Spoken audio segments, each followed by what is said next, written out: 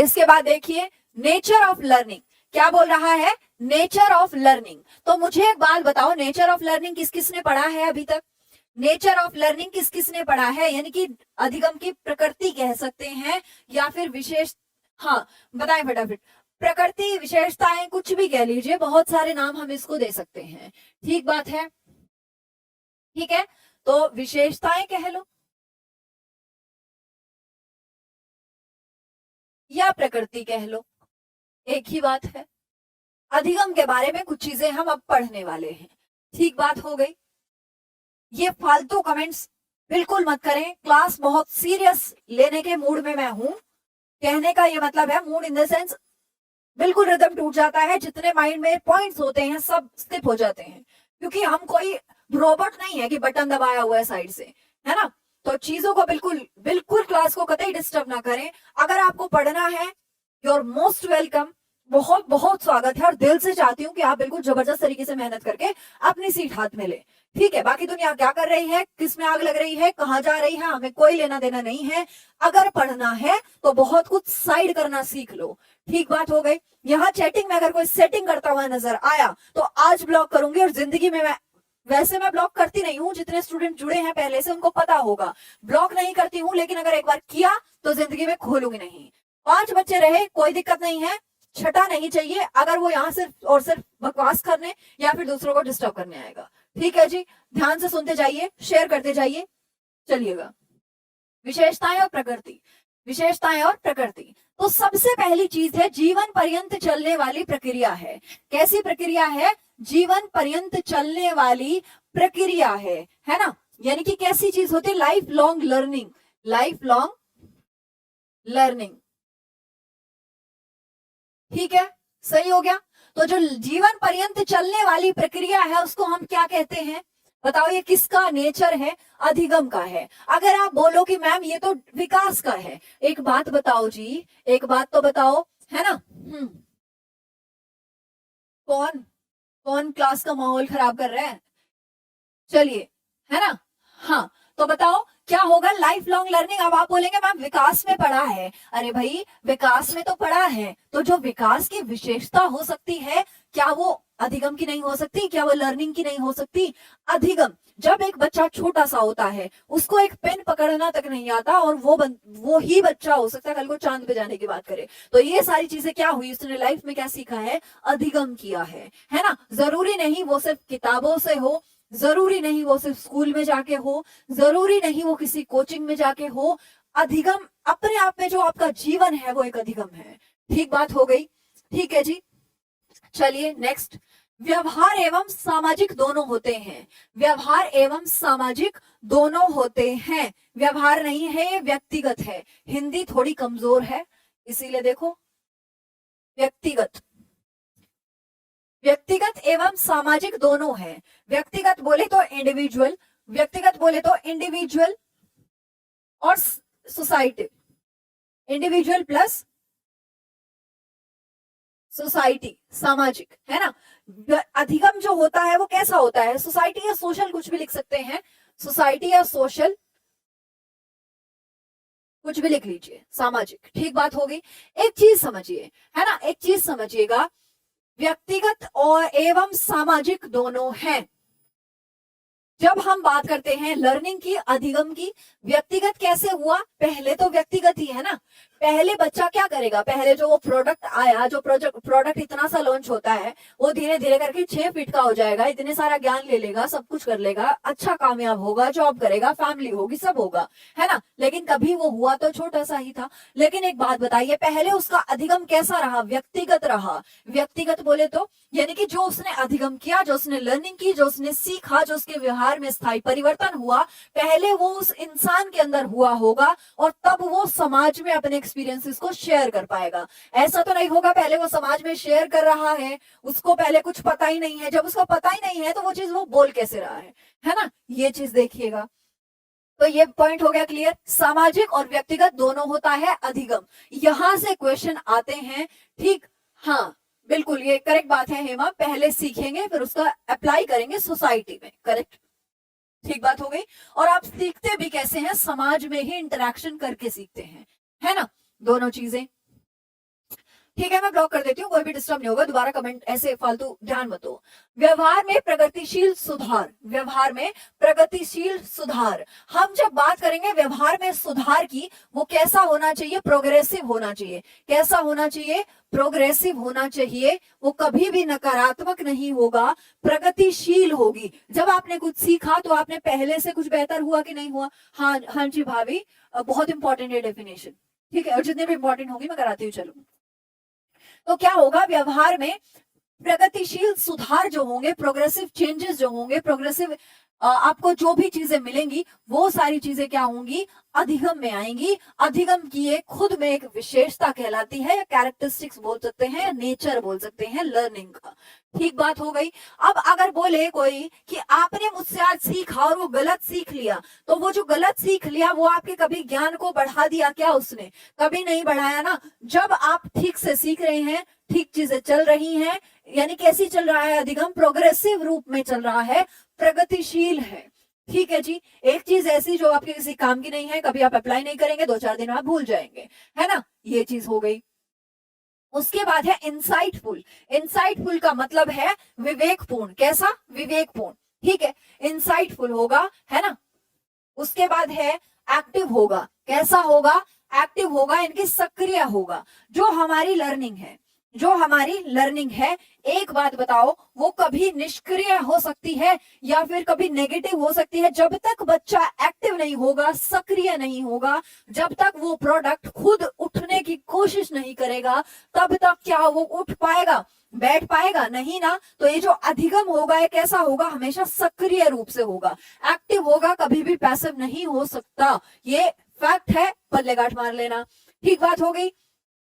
ये प्रश्न पूछा जाता है कि अधिगम निष्क्रिय है, एक्टिव होता है, नेगेटिव होता है, पॉजिटिव होता है? हमेशा पॉजिटिव होता है, इसके अलावा सक्रिय भी होता है। ठीक बात हो गई। हाँ, इसके बाद आता है रचनात्मक या सृजनात्मक। ठीक, क्रिएटिव। कैसा होगा? क्रिएटिव होगा। अब एक बात बताओ, अधिगम है यानी कि लर्निंग है, क्या है? अधिगम है यानी कि लर्निंग है। जो ये लर्निंग है, ये आपने की, और इस करने को आपने आज समय के अनुसार कुछ चीजें पढ़ी और समझी, लेकिन जब कल समय बीत जाएगा या फिर कुछ चीजों में बदलाव आ जाएगा, चीजें बदलना शुरू होंगी, तो वो क्या होगा? लर्निंग वहां काम आएगी क्या? नहीं ना। आपको क्या करना पड़ेंगे? चेंजेस करने पड़ेंगे। तो रचनात्मकता का प्रयोग तो करना पड़ेगा। यानी कि अगर मैं आपको एक प्रश्न दे रही हूं, अगर मैं आपको एक प्रश्न, एक क्वेश्चन दिया है मैंने, अगर आप उसका रटा रटाया आंसर दे देते हैं, तो वो अधिगम नहीं है, वो रट्टाफिकेशन है। यानी कि रचनात्मकता होनी चाहिए उस क्वेश्चन को। अधिगम वो नहीं होता आपने एक लाइन रट ली बस यही होगा।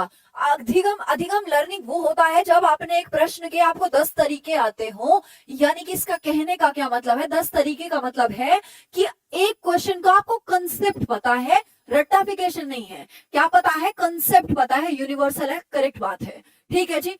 तो ये क्या है? आपको क्या पता है? कंसेप्ट पता है, तो आपको कैसे भी क्वेश्चन दे दे एग्जामिनर, इसीलिए मैं कहती हूँ कंसेप्ट पे काम करो। क्वेश्चन कैसा भी आएगा संभल जाएगा। अगर कंसेप्ट पे काम नहीं है, वही लाइनें रटी हुई हैं, तब कंसेप्ट काम, वहां कंसेप्ट हिल जाएंगे और फिर वहां वो लाइन काम नहीं करेगी। ठीक बात हो गई। तो प्रश्न के कई तरीके निकालने का मतलब होता है आपको कंसेप्ट पता है कि ये चीज ऐसे है, इस तरीके से मैं कितने तरीके खोज लूं, है ना। वो क्या हुआ? आपकी रचनात्मकता हो गई। ठीक बात हो। यानी कि आपका जो मस्तिष्क है, जो दिमाग है, जो आप सीखते हैं, सिखाते हैं, वो सारी चीजें कैसी हैं? आप एक से ज्यादा तरीकों से सोचते हैं। ठीक बात हो गई। इसके बाद ट्रांसफरेबल यानी कि स्थानांतरण। क्या? ट्रांसफरेबल यानी कि स्थानांतरण। ठीक। तो ये जो ट्रांसफरेबल है, तो ये ट्रांसफरेबल का मतलब है एक इंडिविजुअल ने, एक यहाँ पे क्या है, ये प्रोडक्ट है छोटे वाला, इसके ऐसे 4 बाल खड़े हैं, प्रोडक्ट हुआ है छोटे वाला, अभी कुछ नहीं जानता है, बोलना बोलना कुछ नहीं। तो ये जो हुआ है, अब ये धीरे धीरे करके क्या करेगा? अधिगम करेगा, लर्निंग करेगा, सीखेगा। ठीक बात। इसके बाद ये दूसरों को भी सिखाएगा। आज अगर मुझे सीडीपी आती है तो मैं पढ़ा पा रही हूँ, आप उससे कुछ सीख पा रहे हैं। आपको कुछ आता है, उससे मैं कुछ सीख पा रही हूँ। तो ट्रांसफरेबल हुई कि नहीं हुई? ट्रांसफरेबल हुई कि नहीं हुई? स्थानांतरण हुआ कि नहीं हुआ? ऐसा नहीं है अधिगम इसने किया और यही अपने साथ लेके मर जाए, ऐसा तो नहीं है ना, है। मैं आई जिंदगी में, ये मेरा अधिगम हुआ, मैं किसी से इंटरेक्ट ही ना करूं, कभी ऐसा हो सकता है क्या? मैं कहाँ जाऊंगी इस दुनिया से दूर, जहां बिल्कुल कट जाऊं मैं सबसे? ऐसा नहीं पॉसिबल। तो क्या होगा, ट्रांसफरेबल होती है, स्थानांतरण होती है, आप इसका आदान प्रदान चलता रहता है, आप किसी और में भी ट्रांसफर कर देंगे। इनकी जो ज्ञान है, बल्कि कहा जाता है कि ज्ञान बांटने से बढ़ता है, ज्ञान बांटने से बढ़ता है, ये फैक्ट है, ट्रुथ है। ठीक बात हो गई। इसके आगे चलेंगे। ठीक है जी, यहां तक कोई समस्या दिक्कत? इसके बाद आगे है एडजस्टमेंट प्रोसेस, यानी कि समायोजन। एडजस्टमेंट प्रोसेस, समायोजन क्या होता है? समायोजन वो होता है जब आपके स्कीमा में आप कुछ मॉडिफिकेशंस करते हैं। आपका स्कीमा बोले तो जो आपका मस्तिष्क है, जो हमारा डब्बा है, खोपड़ी है, इसमें चीजें भरी हुई थी और इसको हम समय समय पे क्या करते आए हैं, है ना, क्या करते आए हैं? एडजस्टमेंट प्रोसेस, यानी कि समायोजन, है ना, क्या करते आए हैं? समायोजन करते आए हैं। ठीक बात हो गई। यानी कि अधिगम क्या है? एक समायोजन है। समायोजन कैसे है? समायोजन का मतलब है जब आपने कुछ सीखा, उसके बाद आपको उसके बारे में और जानकारी मिली, तो आपने पुरानी चीजों को में कुछ मॉडिफिकेशंस किए, कुछ बदलाव किए, कुछ नई चीजें डाली, यानी कि समायोजन कर लिया। एडजस्टमेंट का यहाँ एक मतलब और भी है, यानी कि आप किसी सोसाइटी में, वातावरण में, पर्यावरण में जहां रहते हैं, उसके अनुरूप अपने आप को ढाल लेना। क्या करना? उसके अनुरूप अपने आप को ढाल लेना। और उसके अनुरूप आप कब अपने आप को ढाल सकते हैं? जब आप वहां की मर्यादा, मानदंड, मूल्य, यानी कि values, norms, laws, rules, regulations, इन सब को फॉलो करते हैं। ठीक बात हो गई। इन सब को जब आप फॉलो करते हैं तो आप क्या कर रहे हैं? समायोजन कर रहे हैं। यानी कि आप एक सोसाइटी में, अगर सोसाइटी आपके बदल जाए तो वहां कितनी जल्दी एडजस्ट कर लेंगे, ये किसका प्रभाव है? अधिगम का है। ठीक बात हो गई। इसके बाद है एक्सपीरियंस, यानी कि अनुभवों का संगठन। अनुभवों का संगठन, और अनुभवों का संगठन क्या है? यानी कि एक्सपीरियंसेस, जो आपने लाइफ में एक्सपीरियंसेस किए, अनुभव किए, वो अनुभव एक तो होगा नहीं, एक तो होगा नहीं, वो अनुभव कितने सारे होंगे, कई तरीकों के होंगे। आज आप चलना ही सीखे थे, आप स्कूल के रास्ते तक को भी नहीं जानते थे, है ना, स्कूल के रास्ते तक को भी नहीं जानते थे। ठीक बात। लेकिन धीरे धीरे आप स्कूल के रास्ते को जानने लगे, आपको कुछ अनुभव हुए, फिर आप अपनी मैडम को लेके पता नहीं कौन सी गलियों में से आप घूम फिर के आ जाते हैं, बहाना भी रास्ते में ही सोच लेते हैं, है ना।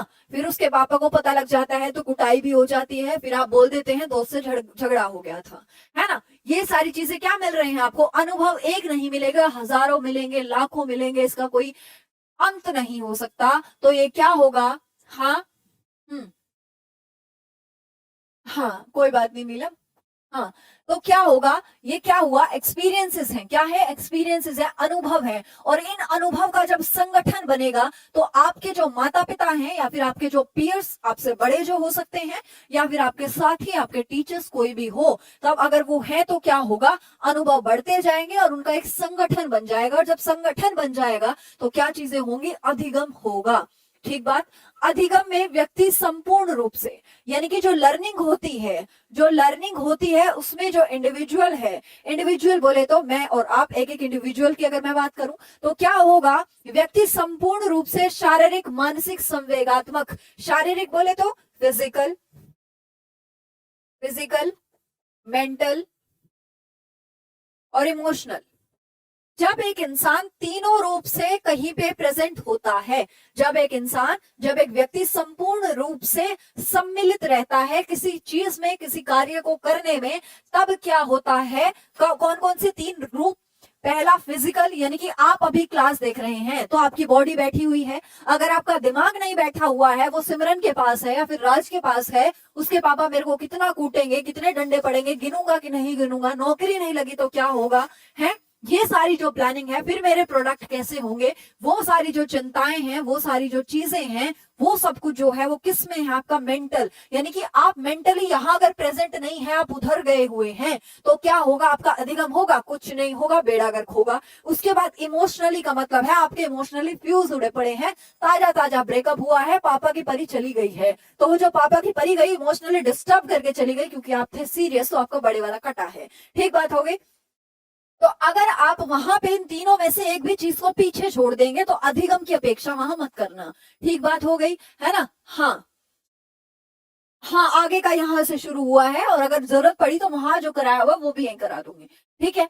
फिजिकल, मेंटल, इमोशनल यानी कि शारीरिक, मानसिक और संवेगात्मक, तीनों रूप से जब एक इंसान कहीं पे प्रेजेंट होता है, किसी एक्टिविटी में घुला मिला होता है, कई चीजें वो चला रहा होता है, वहां अधिगम होता है, ठीक है। अभी आप क्लास देख रहे हैं, फोन आपके सामने है, फिजिकली आप बैठे हुए हैं, मेंटली आप बिल्कुल फोकस है, इमोशनली आप बिल्कुल क्रिस्टल क्लियर है, बिल्कुल बैलेंस्ड है, ठीक है, बिल्कुल संतुलन है, वो सारी चीजें क्या है, अधिगम है, ठीक बात। इसके बाद अधिगम और रुचि परस्पर संबंधित हैं। अगर मैं ये बात करूं, लर्निंग, क्या लर्निंग, लर्निंग और इंटरेस्ट, लर्निंग और इंटरेस्ट, जो लर्निंग है और इंटरेस्ट है यानी कि जो आपका अधिगम है और जो आपकी रुचि है वो कैसी है, परस्पर संबंधित है। अगर कभी ऐसा हो जाए कि आपका अधिगम तो आप कर रहे हैं, आप सीडीपी तो पढ़ पा रहे हैं, लेकिन आपका मास्टर बनने में कोई कतई कुछ भी मन नहीं है, आपको जबरदस्ती बाबूजी ने पीट पाट के किसी तरीके से डीएड करवाया, जेबीटी करवाई, बीएड करवाया, अब आपकी एक मजबूरी बन गई कि भाई रीट तो निकालना पड़ेगा, नौकरी तो लेनी है, वरना तो फिर मैं रोटियां बेलूंगी, हैं, फिर पति से झगड़े होंगे, फिर वो सिमरन कब अमरीशपुरी बन जा, कब वो राज अमरीशपुरी का रूप ले लेगा वो पता नहीं चलेगा, क्योंकि खुद जब तक स्टैंड नहीं करती ना लड़कियां तब तक मजा नहीं आता जीवन में। तो ये क्या है, अगर आपकी इंटरेस्ट गायब हो गया इस लर्निंग से तो चीजें गड़बड़ा जाएंगी, चीजें क्या होंगी, गड़बड़ा जाएंगी, क्योंकि जिस चीज में आपको रुचि नहीं होती वो चीज आप बेहतर ढंग से नहीं सीख पाते हो। इसका एग्जाम्पल मैं दे सकती हूँ, यानी कि जब आप लर्निंग कर रहे हैं, अगर आपका उसमें इंटरेस्ट है तो वो उस फील्ड में बहुत बेहतर कर जाता है। अगर आपका इंटरेस्ट नहीं है और आप किसी तरीके से मास्टर बन भी गए तो मजा नहीं आएगा जीवन में, 2-4 साल में क्या होगा, वो चीजें बोरिंग लगने लगेंगी, वही 40-50 हजार रुपए की सैलरी आएगी, वही चीजें हमारी सीमित रह जाएंगी, लेकिन उस सैलरी का फर्क तब नहीं पड़ेगा जब आपको उसमें मजा आता हो, है ना, क्या आता हो, मजा आता हो, हाँ जी, डेली चलेगी, ठीक बात हो गई, समझ आया ना, बताओ फटाफट से, समझ आया, और शेयर कर दीजिए सभी जितने भी हमारे साथ बने हुए हैं, और अगर अभी तक आप हमारे परिवार के सदस्य नहीं बने हैं तो बन जाइए फटाफट से, उसके लिए आप सब्सक्राइब कर सकते हैं चैनल को, नोटिफिकेशन बेल आइकन को प्रेस कर सकते हैं, ठीक बात हो गई, चलिएगा आगे, है ना, आगे बढ़ेंगे। और एक बात और बताऊं, लर्निंग और इंटरेस्ट इक्वल टू सक्सेस होता है, लर्निंग और इंटरेस्ट इक्वल टू सक्सेस होता है, सफलता मिलती है। जब आप अधिगम के साथ साथ उसमें आपकी रुचि बन जाए तो सफलता मिलनी ही मिलनी है। अगर आपकी सिमरन आपको एक दिन मुस्कुरा के निकल गई और आपने उस दिन ठान लिया कि होगी तो यही होगी वरना तो कोई नहीं होगी, तो जहां अधिगम करेंगे फिर आप उसके लिए खूब पापड़ बेलेंगे। अगर आपको नौकरी ऐसे माँ बाप बोलते हैं ना, या फिर आपको कोई ऐसे बोल दे, टोंट मार के चला जाता पड़ोसी, तुम इतने ढीठ हो चुके हो कि साइड वाले पड़ोसी को बोलते हैं इसकी बेटी ने कौन सा कुछ उखाड़ लिया, वो भी ऐसे घूमती है, उसका भी कुछ नहीं हुआ, इसका बेटा कुछ नहीं करता, है ना, यही करता है और कुछ नहीं करता, वो भी अपना बाहर जाता है, खाता पीता है, फिर आ जाता है, सो जाता है, तो वो बात बना के गई है, उसकी गलती है। तो ये सारी चीजें जब आप करते हैं ना तब आपकी सक्सेस नहीं मिलती है। लेकिन अगर आपकी सिमरन आपके साइड से हंस के निकल गई और फिर आपने ठान लिया कि चाहिए तो यही चाहिए वरना तो कतई ना चाहिए कोई भी, तो ये क्या होगा, सक्सेस उसी दिन मिलनी शुरू हो जाएगी। क्योंकि उसके लिए अगर आपके पास एक शर्त आ जाए, क्योंकि आपका क्या है, इंटरेस्ट है, और उसके बाद क्या मिला आपको, लर्निंग, यानी कि उसके लिए आपको पढ़ना भी पड़ गया, तो अधिगम के साथ साथ जब रुचि जुड़ जाती है तब वो अमरीशपुरी आपको सिमरन का हाथ दे देगा, कोई दिक्कत नहीं है, ठीक बात, चलिएगा। इसके बाद और देखिए,